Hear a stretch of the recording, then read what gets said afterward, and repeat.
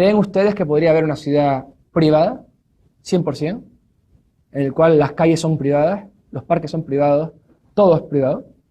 Y cuando digo privado, no significa cerrado. Es decir, hay que diferenciar entre dominio y uso.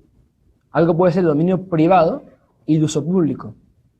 ¿Cuál es el principal ejemplo que tenemos en las ciudades hoy en día, por ejemplo, de un elemento, un edificio, un espacio de uso público y dominio privado? Los malls. Exacto. Claramente cuando entramos a un mall no pagamos por entrar. Sin embargo, es un espacio privado, de uso público. Pues bien, esa estructura de mall podría ser trasladada a la ciudad.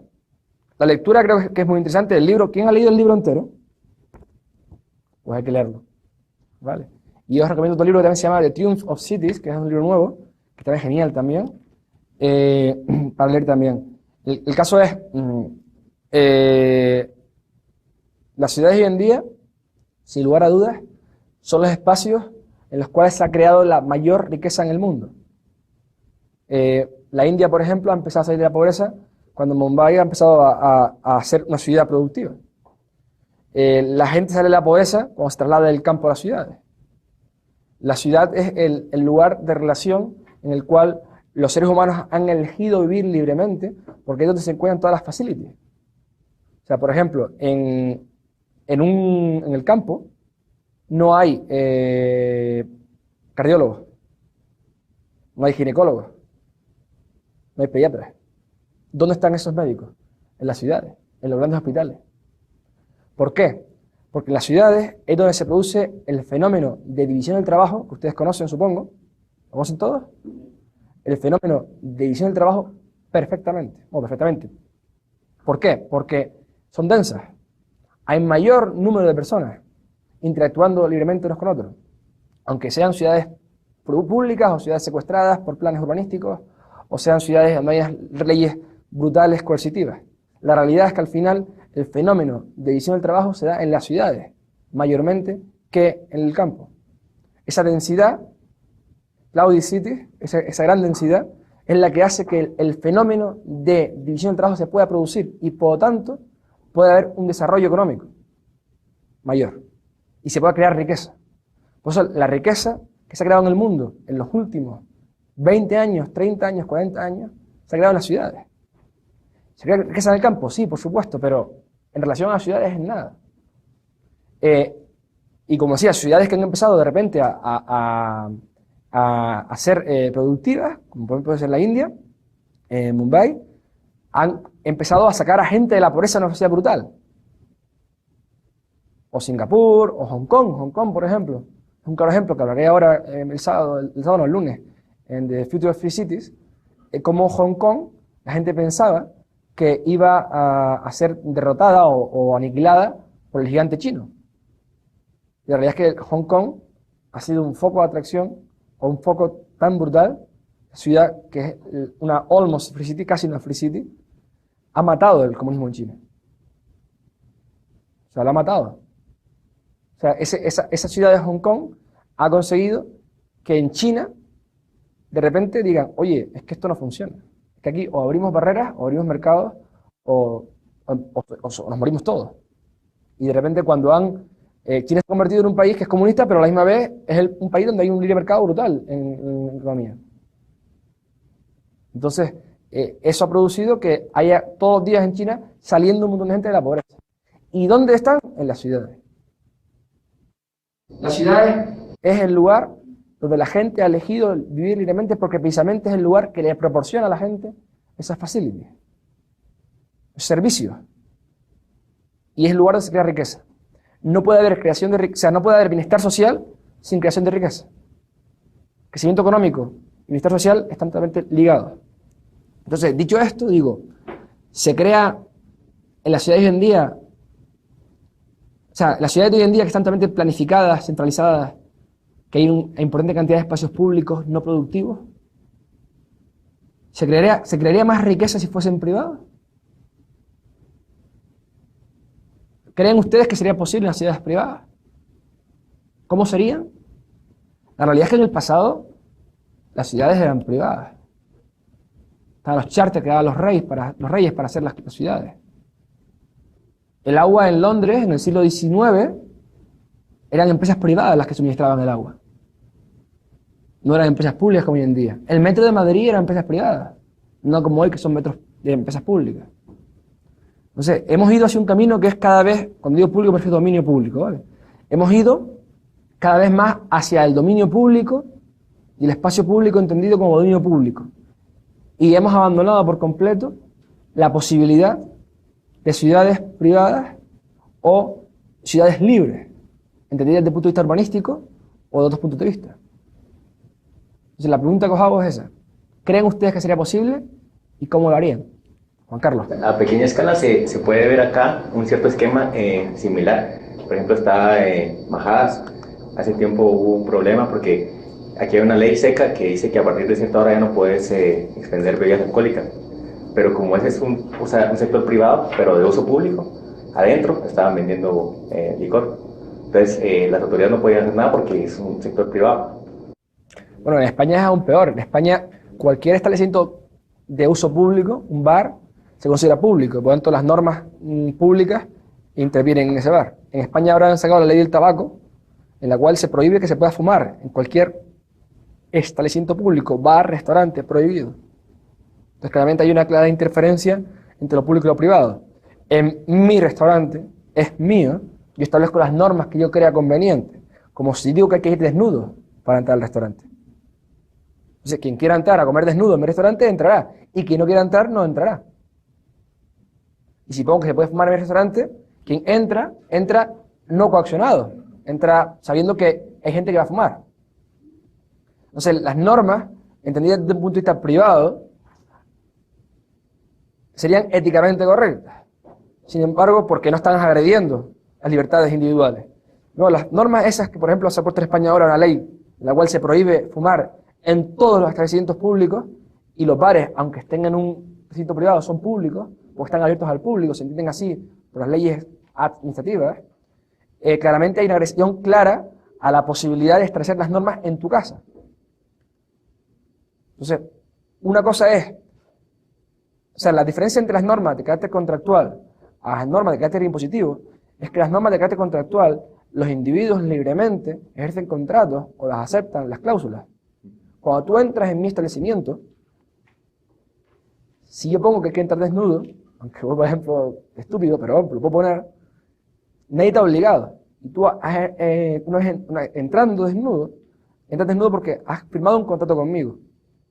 Hace poco plantearon en el Congreso de España, un diputado planteaba que por qué no se ponía un chip a los coches para controlar cuánto recorrían, y en función de cuánto recorrieran, pues si recorrían más de unos kilómetros concretos, empezasen a pagar impuestos por esos kilómetros que recorrían. Y yo le dije así, pues usted está loco. Usted está loco. ¿Cómo va a plantear eso? Pues esto fue una comisión de un partido político, no fue del Congreso de Diputados, que se iba a llevar a Congreso. Usted está loco. Y dice, hombre, igual que cuando entras a un parking privado, te hacen una fotografía. Y yo, no es lo mismo. Estás imponiendo un chip en los coches a todo el mundo, y cuando tú entras a un parking privado, tú entras porque quieres entrar, y sabes que para entrar te van a hacer una fotografía, porque es para la seguridad del parking. Y tú libremente has firmado un contrato en el cual permites unas cláusulas que te hagan una fotografía. Sin embargo, que a ti te digan que te van a poner cámaras por todas las calles públicas, y además te van a hacer fotografías o te van a hacer, o poner un chip en tu coche o en tu cerebro, es muy diferente. No tiene nada que ver. Sí, pero a pequeña escala, por ejemplo, cuando el concepto de condominio, o sea, el condominio tiene sus calles propias del condominio, tiene su reglamento interno, o sea, incluso aquí pues todavía hay empresas que distribuyen agua a nivel privado, ¿me entendés? Que son lugares donde el gobierno no ha llegado a poner su red de distribución, y puede venir uno y pedir una concesión y te la dan. Hombre, yo siempre digo que Guatemala está mucho más avanzado que España en cuestiones urbanísticas. De hecho, el POT yo creo que es un paso atrás. Es un paso hacia donde no hay que ir. En España tenemos un urbanismo totalmente comunista. Bueno, socialista en realidad. Existe la propiedad, pero los medios de producción, o sea, lo que sería el desarrollo del suelo, totalmente monopolizado por el Estado de la asignación de uso del suelo, y los derechos de desarrollo están nacionalizados. Es decir, es el Estado, mediante planes, el que dice lo que se puede hacer. Entonces, las calles, aunque sean en condominio, tienen que ser públicas. Una vez que se termina una urbanización, las calles están entregadas al ayuntamiento y pasan a ser de titularidad pública por ley. Público. Sí, sí, aunque tú pongas una valla, nadie te puede impedir pasar por ahí. Es por ley. Es por ley. Entonces, claramente, Guatemala, en algunas cuestiones, está muy avanzada en ese aspecto con respecto a España. Y cuando digo avance, me refiero a, bueno, para empezar, en Guatemala hay contenidos privados y también cerrados, o la ciudad se ha cerrado por completo de muros con vallas electrificadas porque no hay seguridad. Entonces, claramente, esa falta de seguridad hace que la gente se cierre. El principal espacio de relación de las ciudades es la calle. Y si es por Guatemala, no ve gente en la calle. ¿Por qué? Porque tiene miedo a ir por la calle. Y como no hay gente en la calle, ¿qué pasa? Porque hay comercios en Planta de Paja. Zona 1. ¿Por qué no hay comercios o sea, porque hay edificios casi derruidos en la zona 1 que no se arreglan o funcionan o instalan comercios los propietarios? Porque no va a haber gente que va a ir por la calle. Ahora hay una actividad que, bueno, cuando estuve en agosto aquí, habían puesto, no sé si sigue funcionando, habían asfaltado una serie de calles y puesto policías que van contigo en un recorrido de bar en bar. Bueno, parecía una tomada de pelo desde el punto de vista. O sea, y además te intentan decir que así estás favoreciendo al comercio del barrio para que de esa forma se pueda arreglar el barrio. Y si tú planteas que el barrio pueda tener su seguridad privada y pueda organizarse y que esa zona comercio segura, ya verás cómo enseguida va a empezar gente a ir a la zona 1 y va a arreglar sus edificios y va a poner comercio. Entonces la calle como principal espacio de relación se ha perdido en Guatemala. La gente va en coches con vidrios tintados y con cuidado y algunos blindados. Entonces, claramente la realidad es muy distinta. Entonces, el condominio precisamente se da aquí también como medida de protección. O sea, la ciudad abierta hacia cerrada, aquí no está la ciudad cerrada porque falte planificación urbanística. La ciudad cerrada es por falta de seguridad y la gente por miedo se cierra. Es como las ciudades medievales. La muralla en las ciudades medievales existían para la protección de los agresores. O daban la espalda al mar o al río para protegerse de los invasores. Pero no porque fuesen antipáticos. Entonces, aunque fuese un condominio privado, si hay la define seguridad de que, bueno, no sé cómo sería aquí, pero en Las Palmas, por ejemplo, donde soy yo originalmente, en Gran Canaria, hace 50 años, todo el mundo tiene sus casas con las puertas abiertas. Hoy en día no. Entonces hay una seguridad concreta, no hace falta poner una valla en tu condominio. Al momento que hay un riesgo de peligro, se va a cerrar. Pero una cosa es ciudad abierta o cerrada, que no tiene nada que ver con que sea privado, como empecé diciendo. O sea, algo puede ser privado y de uso público. O sea, abierto. Lo cual no significa que también pueda ser cerrado. Pero eso lo decidirá el mercado. A lo mejor hay calles que hay que pagar para pasar, porque son calles de elevada densidad, de gran tránsito, y para regular el tráfico hay horas en que el precio es más caro y otras horas que es un precio más barato. Como el metro, por ejemplo, en Estados Unidos. En Estados Unidos el metro en unas ciudades hay horas puntas que pagas más y horas no puntas que pagas menos. Pues los precios sirven para eso, para regular. El precio es el mecanismo que tenemos para regular a la escasez. O a lo mejor hay calles que es totalmente gratuito pasar porque no va nadie. O no, hay calles que el soporte de la calle lo pagan los comercios que están alrededor que les interesa que haya gente. O sea, cada elemento, cada forma se decidirá por los privados. Pero es posible, perfectamente posible, dominio privado y uso público. Ejemplo, lo puse otra vez en los moles.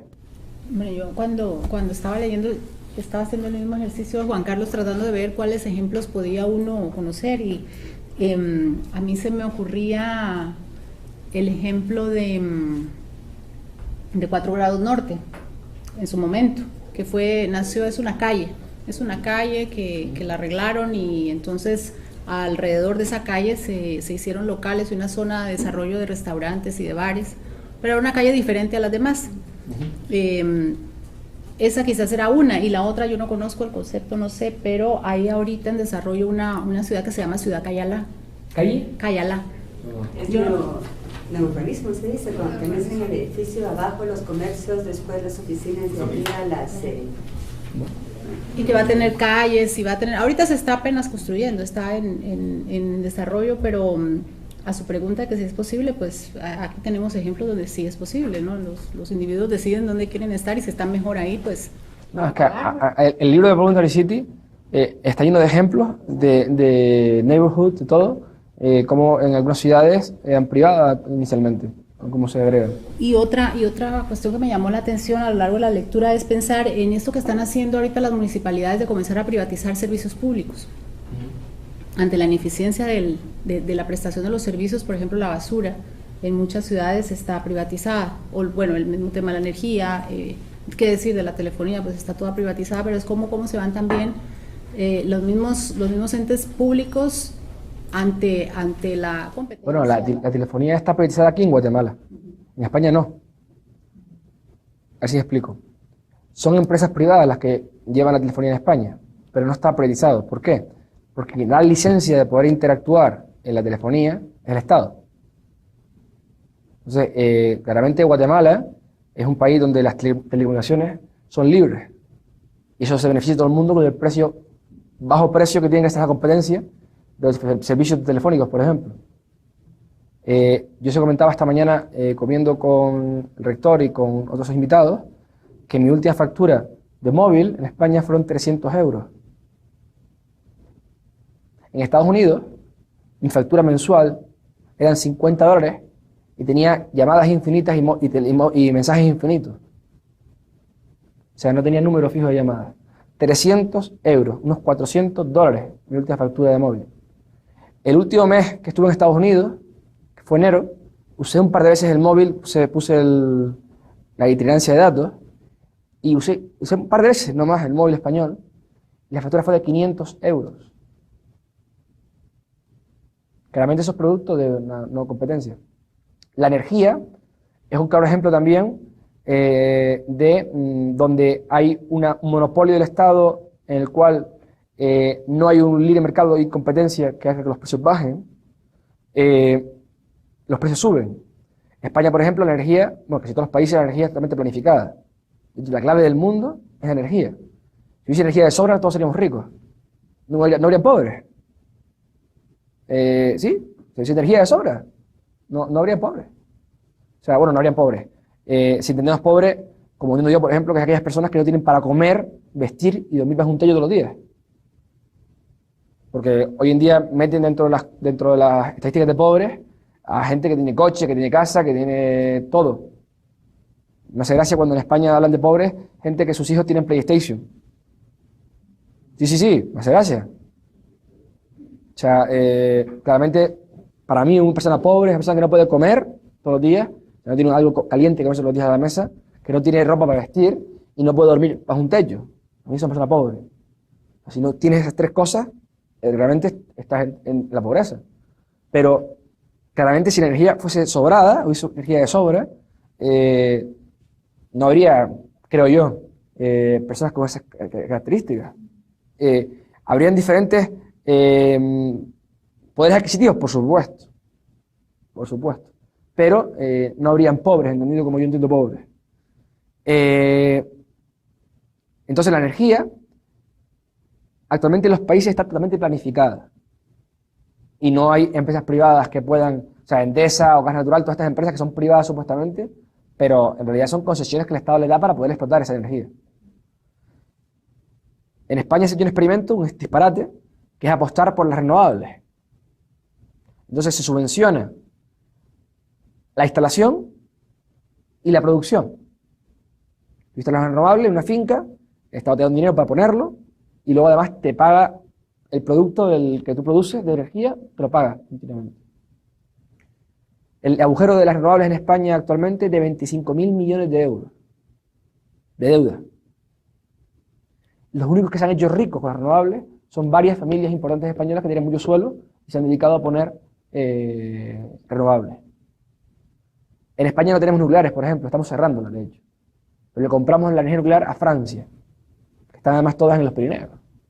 Creyendo además que no, o sea, que si el problema fuese a pasar algo a España, porque tenemos nucleares, va a pasar igual para tiene Francia.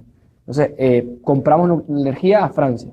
Somos un país dependiente energéticamente. Pues bien, en los últimos años, la factura de la luz, en los últimos 3 o 4 años, ha subido no sé en qué porcentaje, pero si antes pagabas 80, ahora pagas 200. O sea, no sé exactamente el porcentaje, ¿de acuerdo? Pero sí ha subido muchísimo. Entonces, claramente es un ejemplo claro donde hay una planificación central, donde hay una energía que es pública en realidad, planificada, los precios de la luz han subido. Las ciudades además no funcionan sin energía. Japón, que están ahora mismo en un debate brutal en estos momentos, con el tema nucleares, Japón no se puede desarrollar si no hubiera tenido centrales nucleares. O sea, Tokio no existiría como ciudad. O sea, la energía que hace falta para mantener Tokio no se mantiene con 4 placas solares. Es imposible. Ni con 4 ni con 40. Ni con 40 millones. No es posible, hacen falta centrales nucleares. Entonces, claramente, nosotros en España nos hemos visto perjudicados por unas políticas intervencionistas de energía en las cuales han apostado por unos modelos energéticos desde el punto de vista erróneo y que hacen que ahora mismo estemos pagando la factura de luz altísima. Altísima. O sea, yo creo que estoy pagando ahora mismo de media de la luz y vivo solo en un apartamento pequeño que tiene 4 bombillos, como digo yo. Sí, pequeño. Pequeños son 40 metros cuadrados. Un apartamento en el centro de Madrid. No llega a 40 metros cuadrados. O sea, es un apartamento. 150 euros, 140 euros mensuales de energía. Y cuando yo me mudé a mi casa pagaba, que fue hace 5 años, pagaba 70, 60. Y yo 4 días de semana duermo fuera de mi casa. Y vivo solo, no tengo hijos. Entonces, claramente, la energía es otra de las cuestiones muy importantes. La energía es la clave del mundo ahora mismo. Y está totalmente planificada y además por concesiones a empresas privadas, pero planificada por completo. Es muy importante también. Siguiendo un poco tu comentario, ¿tú dirías que lo primero para empezar a crear una ciudad privada, digamos, sería dotarla de energía o dotarla de caminos o dotarla de qué tipo de infraestructura? Hombre, sin energía no puedes crearla, desde luego. ¿Pero sería lo primero? Probablemente las primeras cosas es ver cómo va a ser la energía. Porque para que la ciudad funcione, tiene que ser libre energéticamente, o sea, autodependiente, o sea, autosuficiente. En el momento que no sea autosuficiente, ya no vamos a poder ser verdaderamente una ciudad competitiva. Si tú no eres autosuficiente energéticamente, pocas posibilidades tienes de futuro. No podrías. Claramente la energía sería una de las primeras cosas que habría que ver cómo se obtiene esa energía. No sé si comprándosela a otros o directamente planteando fuente de energía en tu propio lugar, pero sin energía no puedes plantear una ciudad nueva, libre, que estaría secuestrado totalmente a otras condiciones. Entonces, claramente, si yo fuese a crear una ciudad, quiero energía en mi ciudad, y que sea mía además. No, seguro. El ministro de Industria de España hizo una campaña en la cual regalaba a todas las familias un bombillo de bajo consumo. Bueno, pues, esa estupidez que costó un montón de millones, pues los bombillos, etcétera. Ustedes saben además de quién era la empresa que vendía los bombillos para que ganó dinero. Esa estupidez nos decían, hay que ahorrar, consume menos, apaga las luces. Hace una semana o 15 días, hubo una campaña a nivel mundial para que todo el mundo pase las luces en su casa. Pues bien, yo lo que digo que no hay que intentar vivir en oscuridad. Lo que hay que intentar es que hay que producir más energía y más barata. O sea, no es lo contrario. Yo no quiero obligar a la gente a que consuma menos porque tengo un sistema energético deficiente. Lo que quiero intentar es tener un sistema energético mejor, con energía más barata, para que la gente pueda tener más bombillos encendidos. O sea, eso lo hay que intentar. ¿O es que ahora mismo podríamos construir una ciudad sin energía? Es que no es posible. No habría lavadora, no habría secadora, no habría microondas, no habría placa vitrocerámica, no habría luz para poder leer por la noche en la cama, no habría duchas que son movidas a por eléctricas también. Sin energía no podríamos tener la calidad de vida que tenemos hoy en día. Entonces, no hay que intentar gastar menos energía, sino que intentar es producir más energía y barata. Más y barata. Para que de esa forma la gente pueda vivir mejor. Pero sostenible, porque más barata que vamos carbón toda la vida. Vamos a ver, la función de los precios es de la siguiente forma. Los precios se forman a través de la escasez relativa y de la utilidad. Es decir, un precio de mercado refleja la utilidad que tiene un recurso, un medio, para unas personas y a la misma vez la escasez de ese recurso. Hay dos tipos de escasez, la relativa o económica y la escasez física. Por ejemplo, imaginemos que hay solamente 4 pescados rosas en el medio del Atlántico. 4. ¿Qué significa eso? Que son escasos físicamente, son solo 4. Pero económicamente, a más ustedes sí, a mí me importa un pito. Y creo que a la gran mayoría le importa un pito, igual ni lo conocen eso. Como no lo conocen, no hay escasez relativa, no hay escasez económica. Sin embargo, ¿cuántos millones y millones de litros de petróleo hay? Millones y millones. Sin embargo, hay una importante utilidad del petróleo y mucha gente quiere petróleo. ¿Cuánto hay una escasez relativa relevante del petróleo? Pero no escasez física. Y ojo, escasez relativa baja, porque el precio del petróleo en realidad, el barril, es poquísimo en realidad. Es baratísimo el petróleo a día de hoy. Es más, estoy convencido que el día que el petróleo sea caro, los seres humanos habremos inventado otras fuentes de energía. Necesitaremos inventarlas. Ahora están creando ya las centrales nucleares que llaman de fusión, creo que es, o algo así. No sé exactamente el nombre, en las cuales se regenera directamente los residuos para crear nuevos... o sea, no sé exactamente cómo es, porque no soy un experto en esto, pero estaban investigando sobre la posibilidad de un nuevo tipo de central nuclear en la cual, creo, no puedo estar confundido en esto, que los propios recursos se regeneran y son casi continuas. O sea, no habrían lo que funciona hoy en día. Si eso se consigue, sería un avance brutal a nivel mundial. Entonces, la palabra sostenible es una palabra que tiene doble filo. Porque claramente los precios es los que hacen que algo sea sostenible. Es decir, cuando algo es muy escaso y muy útil, los precios suben para que no se agote el recurso. Cuando algo deja de ser escaso relativamente, aunque sea muy útil, el precio va a bajar. Entonces, lo sostenible viene determinado por el mercado, por los precios del mercado. Claramente cuando... A ver, un ejemplo. Si nosotros, por ejemplo, el agua, que es un recurso escaso, la hacemos pública, como es en casi todos los países, va a haber escasez de agua, porque no hay precios de mercado para ser sostenible. Pero lo que vas a hacer es tirar el agua y vas a usar el recurso más de la cuenta. La energía, por ejemplo, si verdaderamente quieres que la gente... hay dos opciones. Una es que si realmente no es sostenible la luz hoy en día porque es muy escasa la energía, pues habría que subir el precio de la luz, por supuesto. Pero lo que no puede pasar es que suba el precio de la luz porque hay unos señores políticos que han decidido dejar las nucleares, que es el método barato, para poner las renovables. Y hay un déficit público de 25.000 millones de euros. Claramente ahí, eso sí que es insostenible. Porque ha destinado una cantidad de recursos económicos de hoy, 25.000 millones de euros de hoy, a una cosa que no funciona. Eso es insostenible. Esos 25.000 millones de euros, yo ahora voy a ser un poco demagogo, podías haber dado de comer a mucha gente durante unos cuantos meses. Entonces, o sea, es un poco de demagogia, ¿no? Pero la realidad es la siguiente. Con el cambio climático, por ejemplo, otra cuestión que se está hablando mucho ahora, ¿no? Kioto. Una planificación para que se produzca menos CO2, etcétera, y poner unos taxes a las empresas que vayan a producir CO2, etcétera, ¿no? El coste de Kioto, que no me sé el número, es tan brutal, o sea, va a destinar una cantidad de recursos a día de hoy a eso, sin saber además si en el futuro va a funcionar.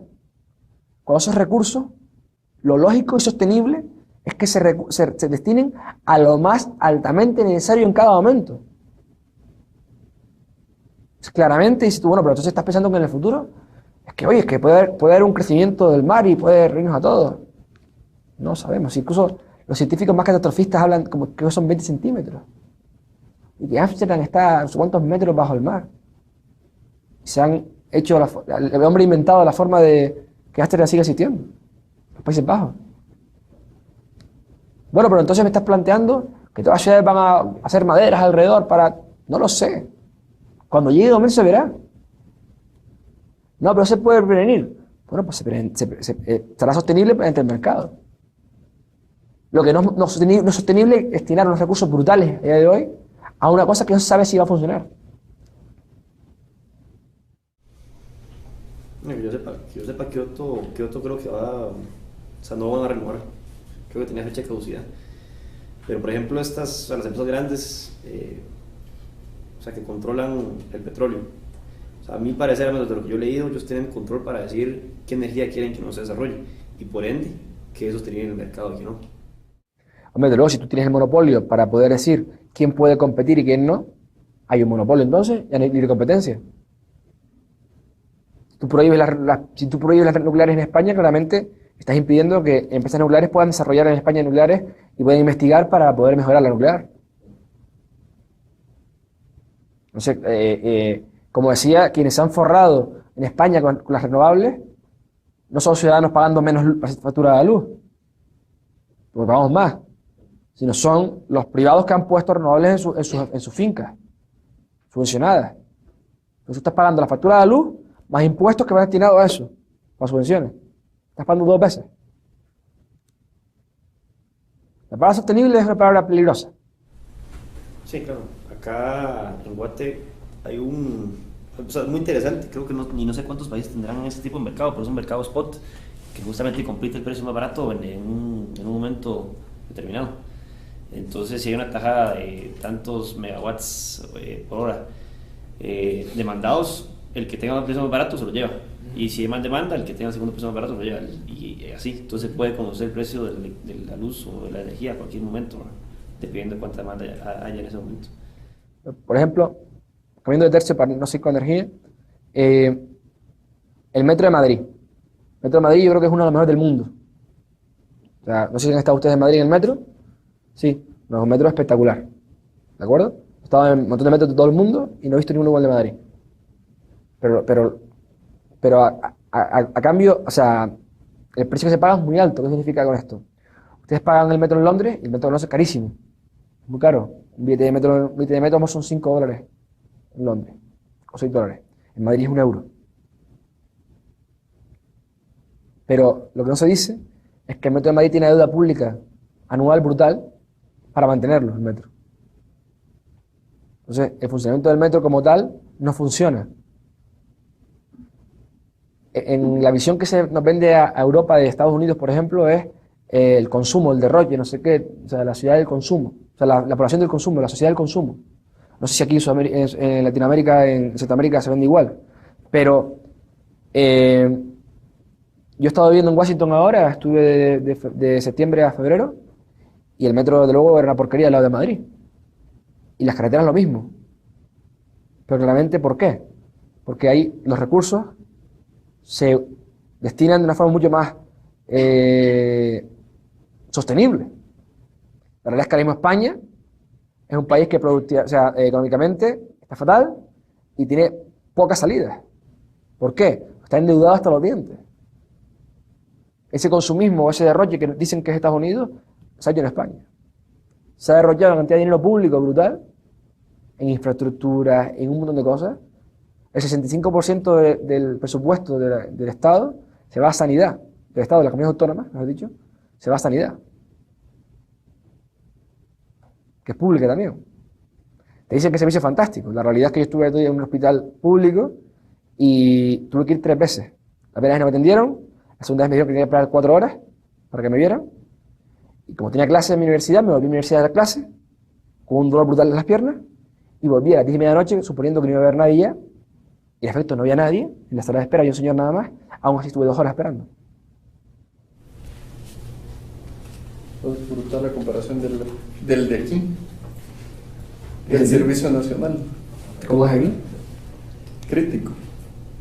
crítico el servicio de seguridad. Yo la verdad es que no estaba en un hospital público, pero... Y es... No, le estaba comentando que, o sea, que los impuestos acá no, o sea, uno no puede esperar tener un servicio hospitalario de ese nivel porque aquí la tasación es diferente. O sea, vamos a ver, yo siempre lo digo, los médicos españoles son fantásticos. Es más, yo creo que o sea, los médicos hoy en día en casi todos los países son fantásticos. Lo que yo estoy criticando es los médicos. El tema es el sistema. Ese es el gran problema. Entonces, la realidad es que si yo me hiciera un hospital privado me hubiesen atendido al instante. Pero bueno, ya estoy pagando el público, además estoy pagando un dinero mensual, más los impuestos, porque se paga vía impuestos también de eso de renta. Ya estoy pagando, quiero usarlo. Aparte, las cuestiones gordas en realidad, como lo público muchas veces hace, esto ya no tiene que ver con ciudades, ¿no? Pero lo público muchas veces hace la competencia desleal a lo privado. O sea, si hay un servicio público de sanidad brutal, gigante, donde están casi todos los médicos además, cualquier operación de corazón se hace normalmente en hospitales públicos, por ejemplo, y además la gente lo tiene y cree que es gratis, cuando no es gratis en realidad, pues el privado no ve el incentivo para montar un negocio que funcione. Y si lo pone, va a serlo caro, por no haber competencia suficiente para que sea barato además. Eso pasa ahí con las universidades. En España, exceptuando un par de universidades privadas que son de calidad, el resto de universidades privadas no lo son. ¿Por qué? Porque lo que intentan es buscar los alumnos que son repudiados por la pública o malos estudiantes que vayan a esas universidades. El mercado de las universidades privadas en España. Alumnos muy malos. O sea, exceptuando un par de ellas, por ejemplo, en la que yo doy clase, el resto lo que buscan son alumnos que sobren de las universidades públicas, que sus padres tengan dinero que puedan pagarle para que hagan su título, y esas son construcciones de títulos, no de técnicos, de formación. Porque si todo el mundo obtiene educación gratis en la pública, o sea, las universidades públicas de Estados Unidos, por ejemplo, un estudiante el que menos paga los $3.000 o $4.000. En España, ¿sabes cuánto paga el que más paga? Unos 600 euros. Claramente tampoco hay competencia en la... Al final, peor. Aquí en Guatemala que pagan como 71 quetzales al año. Al año. Bueno, eso es mentira, se está pagando bien impuestos. Bueno, pero es que aquí simpático en Guatemala es que la Universidad de San Carlos tiene más presupuesto que todo el presupuesto de justicia de Guatemala. Creo que es el 5% San Carlos y el 2% justicia. Más alto San Carlos. Se la pasan pagando como 6 meses al año. 5% de la San Carlos y 2% justicia. Si están los jueces, los pobres que no... Mira, como regresando un poco a la plática a mi última pregunta, porque a donde iba mi idea era, ¿puedes hablar de una ciudad privada si dependes de una fuente de energía pública? Que es el caso de Roatán, porque a mí me interesó cuando empezó la conferencia y quisiera conocer un poquito más de qué es lo que están planeando hacer en Roatán. Es verdad que Honduras ha creado una nueva ley que permite estas posibles ciudades privadas. Cerradas. O sea, Cerradas. Sí, más que cerradas, privadas. Eso de cerrado es relativo, porque Estados Unidos está cerrado, puede estar más cerrado que una ciudad privada. Porque una ciudad privada puedes a lo mejor entrar sin pasaporte, sin nada, y decir, yo voy a asumir las reglas que hay aquí, y entro hacia adentro. Sabiendo que si incumplo las reglas me van a echar a la calle. En Estados Unidos, para entrar, un visado, si te lo dan, no sé cuántos meses, etc. También está cerrado, entonces. O sea que eso es relativo. Es otra vez lo mismo, o sea, que sea privado significa que sea cerrado. Eso es que creo que tiene derecho a exclusión, por supuesto. Claramente yo no quiero que en mi bar entre un tío desnudo, a lo mejor. Puedo yo en la calle, claro que puedo yo en la calle, pues es mi bar. Me voy a espantar mi clientela. Pero no significa que sea cerrado. No es cerrado. Tú puedes entrar si tienes las reglas que yo establezco. O sea, asumes las reglas que establezco. En un estado, tú no puedes entrar solamente asumiendo las reglas que establecen.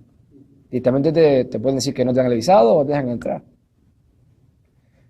Hay políticas de inmigración muy potentes en muchos países de intentar que no hayan inmigrantes, cuando la realidad es que los inmigrantes han sido siempre en todos los países los que han sacado un país adelante. O sea, en España no se ha crecido lo que creció en los últimos años si no hubieran venido de Latinoamérica un montón de personas a trabajar a España. Hubiese sido imposible. O sea, exacto. O españoles que fueron gallegos, como yo a Argentina, por ejemplo. Sí. Hubiese sido imposible que Argentina hubiese crecido como lo que hubiese crecido sin los inmigrantes españoles. Los inmigrantes normalmente son, o sea, si hay gente que emigra a un país, es porque sabe que en ese país hay oportunidades. La gente no cruza de Cuba a Miami porque quiere ver las avenidas de Miami.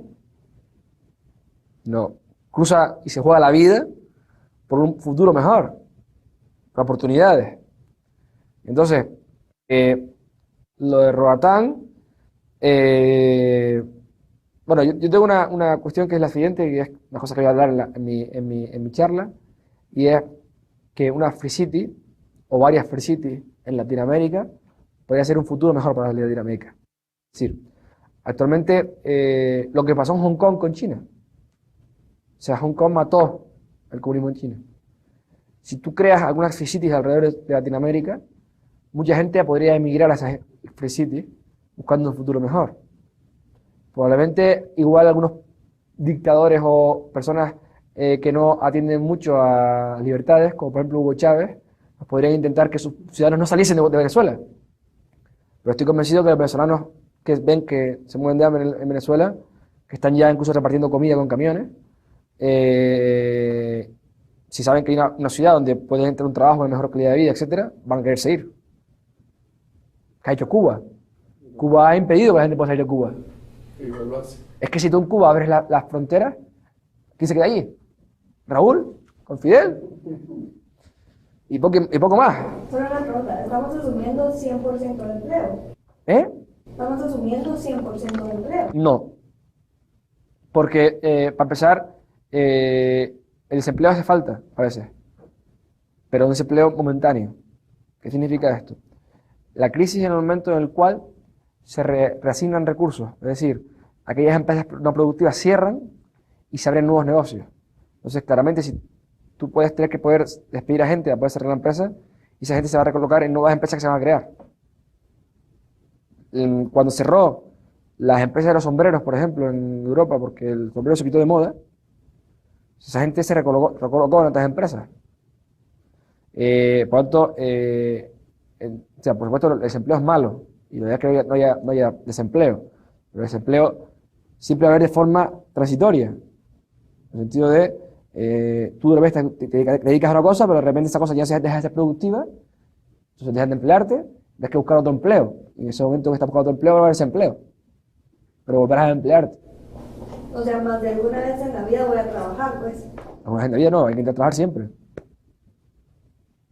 De hecho, el trabajo es lo que hace que puedas subsistir y puedas producir, porque al final el trabajo es la forma que tenemos los hombres, seres humanos, de colaborar.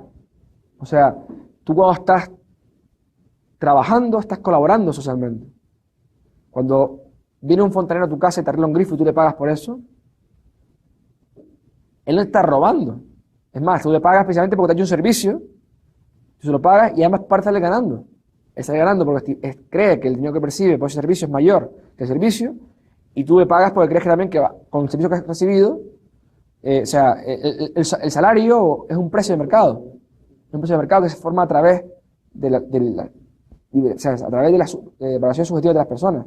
Pero volviendo a la pregunta de, ¿puede ser una ciudad privada con una energía pública? Lo tiene fastidiado. Lo fastidiado, de luego. Yo creo que una ciudad privada tiene que tener su fuente de energía privada. Vamos, me parece fundamental. Porque entonces estás en manos de un tercero. Y por supuesto, tiene que tener seguridad privada.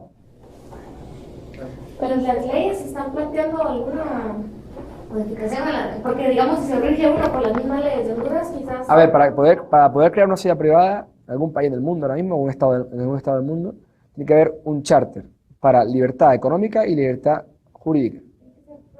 Tiene que haber lo que se llama un Puerto Franco, una especie como de o sea, no amnistía, sino libertad jurídica y libertad económica. Si no existe esas posibilidades de que tú puedas establecer tu marco jurídico y tu marco económico en tu ciudad, no se puede dar a esa ciudad. Y los propios impuestos y todo, es más complejo. Si hay impuestos. Ahí ya es más complejo. A lo mejor no hay impuestos. Bueno, sí, o sí. Tú pagas lo que usas, a lo mejor. Por servicios se paga.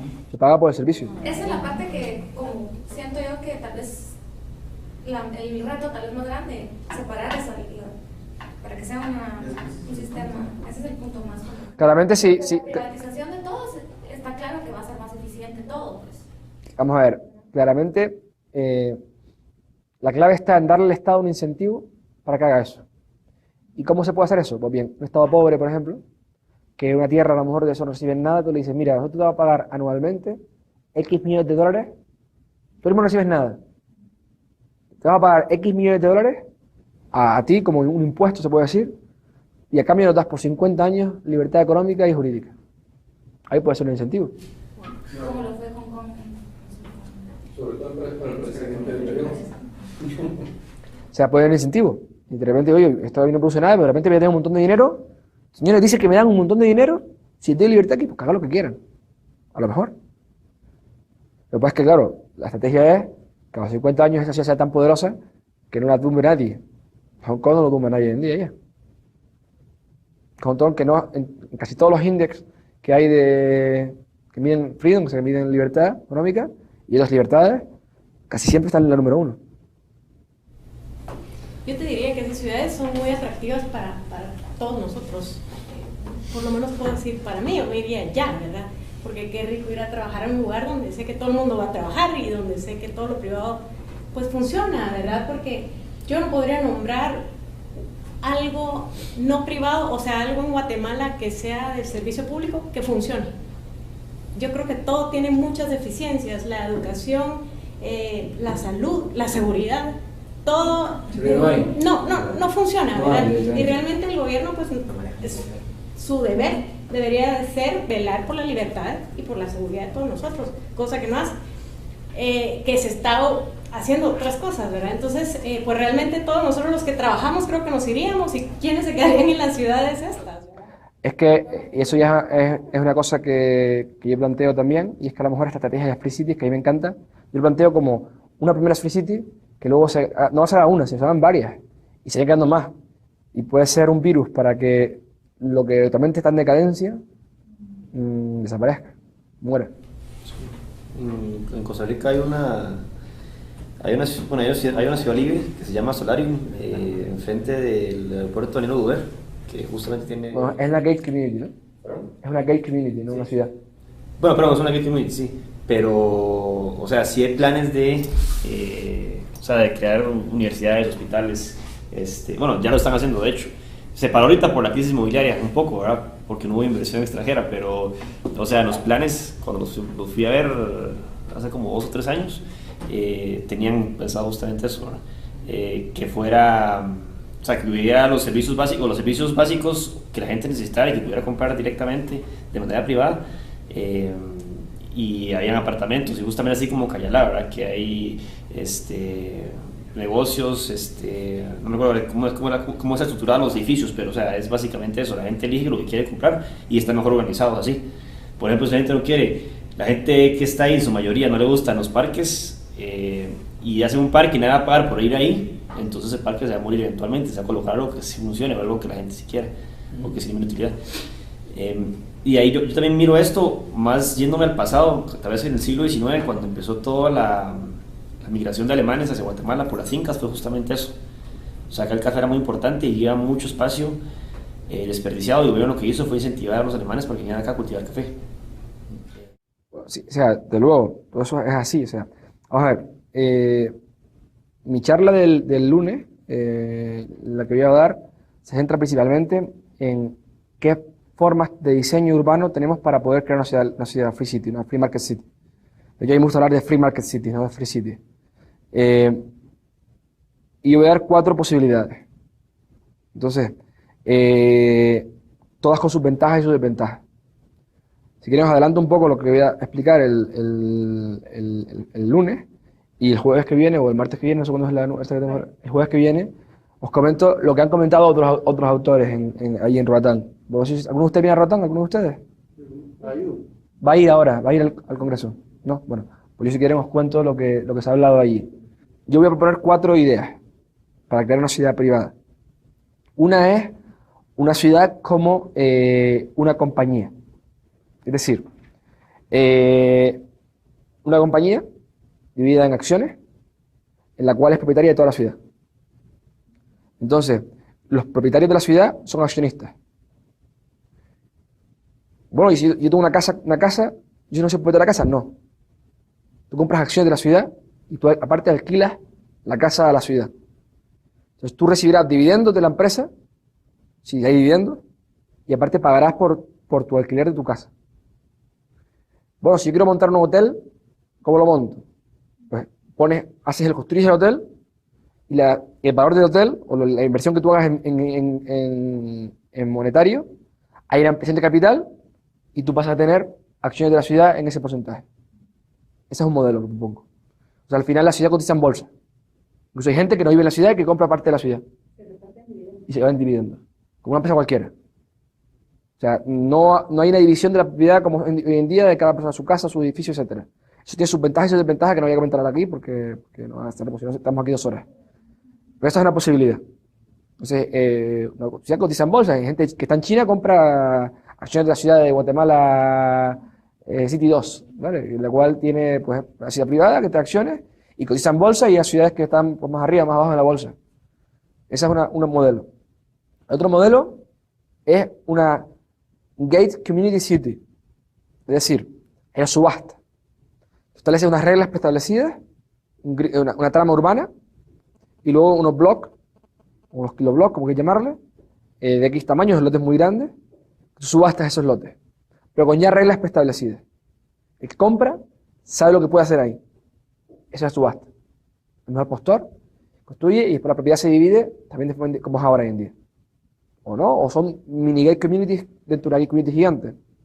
Pero tú estableces normas preestablecidas y tú compras con esas normas preestablecidas, que es como la gate community. Cuando tú compras una casa en una gate community, tú no puedes hacer lo que te la gana.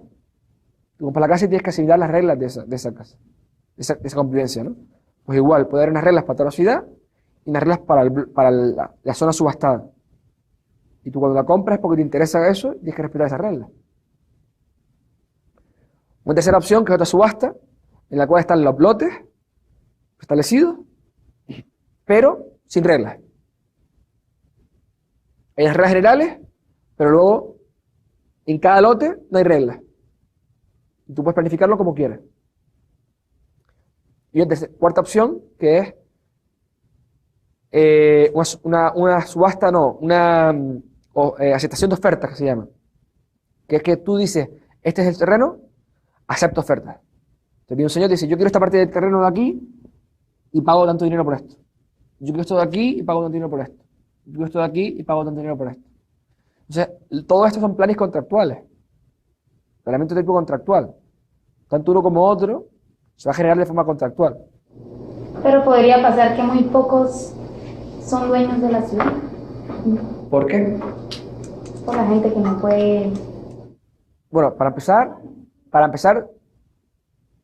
primera pregunta es ¿qué problema tendría eso? Especulación y por ejemplo, si No, un momentito, ¿qué problema tendría? Que a lo mejor crees tú que sería todo muy caro. Sí. ¿No viviría nadie en la ciudad? Especulación. Pues entonces no irían a esa ciudad. Tiene que ser a un nivel competitivo. Claramente, si la gente va a esa ciudad es porque encuentra un futuro mejor y una vida mejor. Para encontrar un futuro mejor y una vida mejor, tenemos que poder tener trabajo y que las cosas cuesten poco. Vemos poco por ahí. Sea más barata. ¿No se estaría limitando mucho el crecimiento de la ciudad a la hora de no querer tener relaciones con terceros para servicios como agua, luz? No, pero sí hay estas posibilidades que nos van a desarrollar ahora. Hay posibilidades de que todas las energías o todas las facilities, todas las utilities, perdón, tanto saneamiento, fontanería, etcétera, hay diferentes empresas suministradoras, compiten entre ellas. Y tú la rentas. Pueden haber privadas fuera de la ciudad. Privadas de fuera de la ciudad que vienen a la ciudad a suministrarlo. Perfectamente. Y a lo mejor tú arrendas, o sea, es que no lo he explicado muy esquemáticamente, ¿no? Pero por ejemplo, en la opción 2, en la que hay una trama preestablecida, unos bloques preestablecidos, o sea, bloques, lotes, los lots preestablecidos con normas preestablecidas, esa opción tiene 2 opciones. Una, que es que la empresa matriz, que tiene todo el suelo, una vez vendidos los lotes, se quede con las infraestructuras, tiene dos opciones. Explotarla a ella directamente es una opción. Opción 2, quedarse con la propiedad de la infraestructura y cedérsela a otras empresas que la exploten y le pagan ellos el alquiler. Y opción 3, vender las infraestructuras a diferentes empresas y se lo hizo como quieran. O sea, no pasaría lo que estás diciendo tú. ¿Eh? No. Aquí las colonias residenciales que hay. Ah, bueno, sí, a nivel Gates, o sea, a nivel... Es un concepto, o sea, que ese nivel es un nivel macro. Claro. Lo vemos, el otro es un micro, ¿no? Entonces, pero Claro, sí, estoy de acuerdo con usted, pero yo planteo algo macro, a nivel ciudad. Pero no es bueno irse por partes para llegar a algo macro. ¿Eh? No es bueno plantearse cosas pequeñas para llegar a algo macro y de... A ver, todas estas opciones tienen sus pros y sus contras. Por ejemplo, la primera idea, la de la ciudad-empresa, tiene unos pros que son la reasignación de usos del suelo para aquellos usos más altamente valorados en cada momento. Es decir, de repente hay una zona comercial aquí ahora mismo, porque cuando tú haces un hotel, haces un comercio, etcétera, y lo haces tú, lo construyes tú, como empresario privado, y te dan acciones de la ciudad a cambio, y la propiedad no es tuya en realidad, tú tienes acciones de toda la ciudad entera. Claramente tú firmas un contrato de arrendamiento por 50 años. Pero si de repente la ciudad establece que ahora de repente, por lo que sea, en la empresa matriz, con sus accionistas, establece que esa zona de comercio en ese momento, que lleva 15 años con comercio, va a ser más productiva si hace vivienda, para romper el contrato contigo de arrendamiento tendrá que indemnizarte a ti. Y cambiará la ciudad. Entonces la posibilidad de cambio de ciudad es muy fácil. De cambiar la forma urbana. Es muy dinámica. Sin embargo, en los lotes preestablecidos con reglas preestablecidas del community, para que eso se vuelva a cambien las reglas esas preestablecidas, tiene que haber una cantidad de acuerdos tan brutal que los costes de transacción serían tan altos que la imposibilidad del cambio de ciudad sería muy grande. ¿Me explico? Entonces, cada opción, sin embargo, la primera opción, la de empresa, tiene una desventaja, por ejemplo, y es que desincentiva al pequeño empresario, porque como no va a tener el control absoluto de la propiedad, va a tener miedo a invertir. O sea, va a haber un desincentivo de cara a invertir ahí. El 51% de la votación podría decidir tu lote. Es que no sería tu lote, es que en realidad estamos hablando tú tienes un contrato firmado de arrendamiento en el cual tú tienes un arrendamiento y si quieren romperlo, hay que indemnizarte con las cláusulas que va el contrato, que se decide la junta accionista. El 51 o el 80, la junta accionista tendrá sus reglas. Entonces, la cuestión es también que, sin embargo, es verdad que la ciudad por lotes tipo Gate Community, con diferentes reglas preestablecidas, en las cuales tú compras el lote y vas a hacer lo que pone el lote de reglas, va a impedir que la ciudad cambie fácilmente. Pero sin embargo, no se va a dar el problema ese del pequeño empresario que quiere invertir por tener su propiedad exactamente. Tiene sus pros y sus contras. ¿Qué pasa cuando uno es una empresa? ¿Cuántas acciones estaría comprar para ser propietario del lote? Uno, y poder decidir. La otra opción, o sea, hay un lote y uno puede tener que pedir permiso para hacer lo que hay que hacer o respetar las normas, que me parece lo correcto. Porque si ponemos un lote en el cual cualquiera hace lo que quiera, puede cualquier otra mamarrachada, yo tengo frente a algo muy bonito y va a devaluarse. Esa es la opción 3 que te decía antes, unas reglas preestablecidas de trama de... La opción 3, imaginemos, estos lotes no son parcelas, son a lo mejor 1 kilómetro cuadrado, ¿vale? Por ejemplo. Opción 2 es estos lotes, o sea, aquí están las infraestructuras con las calles principales, aquí después habrán calles, por supuesto, ¿de acuerdo? Y habrán parcelas, pero esto es el lote entero. Y aquí hay unas reglas preestablecidas. De repente aquí digo que va a haber rascacielos y puede haber comercios y viviendas y oficinas. Aquí digo que va a haber zonas residenciales nada más, lo que sea. Y aquí digo que va a estar la central nuclear. Por ejemplo. Y la empresa que compra la central nuclear. O 2 empresas, o 3 empresas. O no, o directamente la empresa matriz se lo quiere quedar. Pero hay unas reglas que son estas. Y dentro de esto hay reglas establecidas. Y tú haces una oferta por este lote, sabiendo lo que puedes hacer en ese lote. Y hay una oferta, una subasta, y el que más pague es el que se lleva el lote. Problema, el cambio de la ciudad, altos costes de transacción. Ventaja, se incentiva al pequeño empresario para poder invertir aquí. Ventaja, hay seguridad con respecto a lo que hay al lado. Tú cuando inviertes aquí sabes lo que hay aquí al lado. Es que no va a variar. Sin embargo, en la opción 3, en la cual están la trama, donde están las infraestructuras también establecidas ya cómo van a ser, pero aquí en el lote no está preestablecido qué es lo que va a haber. Tú no sabes qué se va a hacer aquí. Entonces, cuando compras aquí, no sabes lo que va a hacer de al lado. La ciudad tiene una característica con respecto a otros mercados, que lo que pasa en tu vecino influye sobre tu precio de tu bien económico. Claramente, si tenemos una casa aquí y de repente al lado ponen el basurero del pueblo, nuestra casa, que huele mal, pues habrá bajado de valor. Entonces, si tú de repente vas a hacer aquí una zona residencial de baja altura y de repente metes las torres aquí gigantes, donde la gente de las torres te ve en tu jacuzzi, en tu jardín, pues va a quedar un desincentivo para comprar las casas hasta aquí. Falta de privacidad. O no, o metes aquí la zona de basura. Claro, toda esta colonia de aquí va a perder valor. Un área industrial, por ejemplo. Un área industrial, de humos, etcétera. Entonces, claramente,